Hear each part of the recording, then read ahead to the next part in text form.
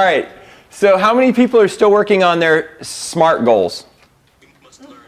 Okay, how many people have already given up on their SMART goals? What are they? I forgot. Right, okay, so you weren't here, that's okay. Maybe I should go back. How many people were at the Thoughts or Things class? How many people did any of their homework? All right, okay, good. So you're working through them. So somebody give me an example of one of their goals and put it into SMART format for me. The 80-20 rule. Okay. 80% of the time I'm on best behavior, best dietary system, stuff like that. 20% of the time, I do what I want.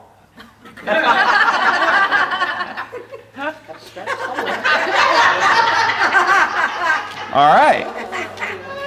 And there you go. So, like I said, anyone work on a SMART goal? Stands for Improvement from the 64. stands. I didn't say it was a bad goal. Okay, so let's remember what that is, because that'll tie in. Each class, that format ties into these classes. So, number one, S stands for specific. Specific. So, the concept of what you're doing, all kidding aside, is brilliant, right? I mean, the idea of that is right. Although doing what you want might mean watching internet porn, and I know your wife, that won't work out well for you. Just so you know, as a brother in Christ, that doesn't even come to mind. But you could see as an extreme example how that would probably not do well, even though 80% of the time you didn't. So, let's face it, that all things in moderation is baloney. It's malarkey. It doesn't apply. It's not reality. Okay? We think it is because it gives us an excuse to screw off. But it's not real. Okay, so that's something you should just kill in your mind right now. Because the truth of the matter is, if you truly understood what moderation was, you wouldn't be here. You would already get it. So the reality is, even the best of us is clueless about what moderation is. We test it by going past it. Right? And that doesn't work out well for us in the long run. Okay. But with that concept, it is a good concept to say, because it's part of the start doing, stop doing, really, right? That 80-20 thing. It's like, hey, look, I'm going to endeavor to 80% of the time be doing these things, right? And not doing these things. So if you can kind of apply this, we're going to do specific. So if you're going to say 80-20, you got to kind of dive into that a bit. So what might we use as a specific goal? Who had a specific goal? Lose 50 pounds by December 31st, 2014. That's pretty specific, right? So did everybody hear that? Okay, so say it again, Phyllis. Lose 50 pounds by December 31st, 2014. That's it, right? I mean, she said a deadline on it. It's very specific. She said exactly how much she's going to lose. So that's a specific goal. Now the second part would be the M. It needs to be meaningful. It needs to be meaningful. Because look, if Phyllis, I mean, I know Phyllis, and if Phyllis was trying to do this to please me, the odds are Phyllis would not be that motivated to get it done. I mean, we have a good relationship, and we talk to one another, and we're all kidding aside. I mean, as we talk, like most of you that are my clients, as we talk in the back, we try to, I try to hold you accountable. We try to find little ways to help you hit your goals. So I know it's important to her, but in the grand scheme of things, if it's, hey, I'm at my granddaughter's birthday party, and there's cake sitting there, and she comes and goes, Nana, have some of my cake. Odds are, pleasing Dr. Ken is not going to be the forefront of her mind. Pleasing her granddaughter will be. However, if she says, look, I'm tired of hurting. I've watched too many of my friends spend the last months, if not years of their lives, primarily laying in a hospital bed with tubes in every orifice. and watching their grandchildren weep at their bedside, and there's no way, if there's any possible thing I can do about it, am I going to have any of my grandkids suffer that, then I can look and say, honey, that looks really yummy and I hope you enjoy it, but Nana's going to pass. You see what I mean? So the meaningfulness of your goals really matters. And the more meaningful you can make it, the better. So you do want to attach what gain you're going to come from that goal. Well, how is it going to please her? She needs that. But I'll tell you, the human mind is more motivated by fear. So you need to also put in, what are the ramifications if I keep blowing this off? If I keep doing the 20, whatever I want. Right?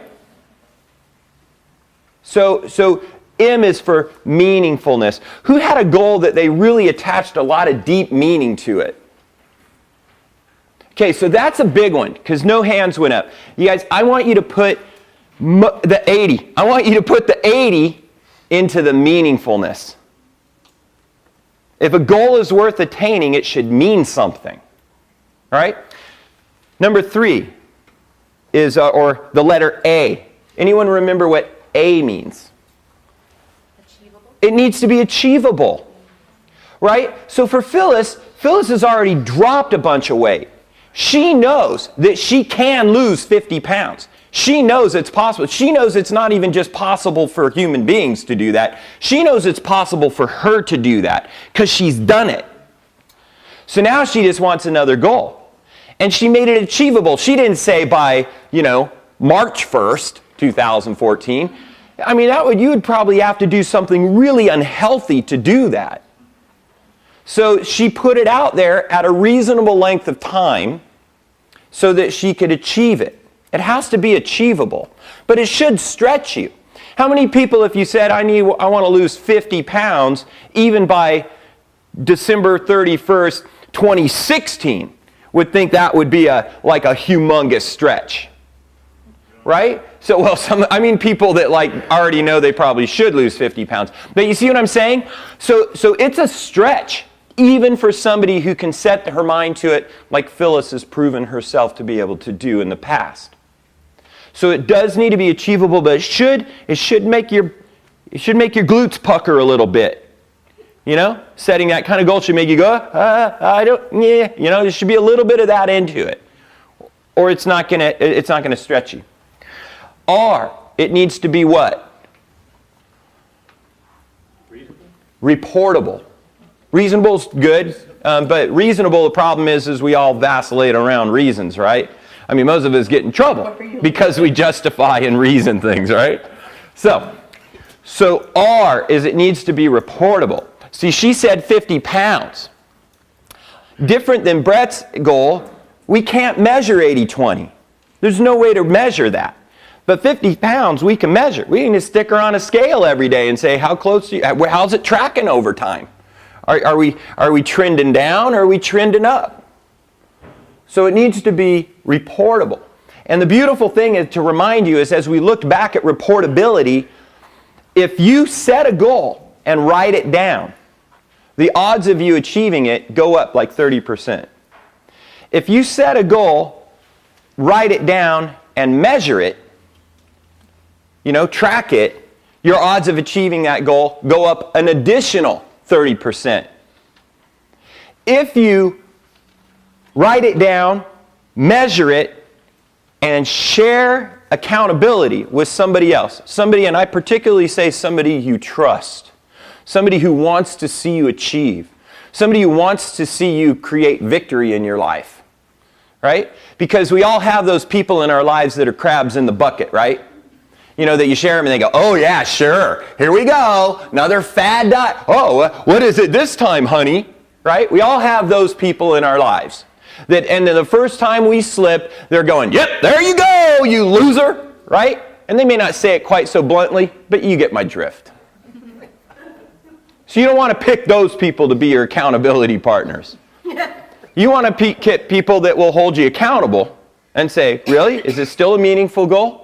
Let's look back at your meaningfulness. Let's look back at the whys you're doing it. Let's assess that. Okay, so what do we need to do different this week?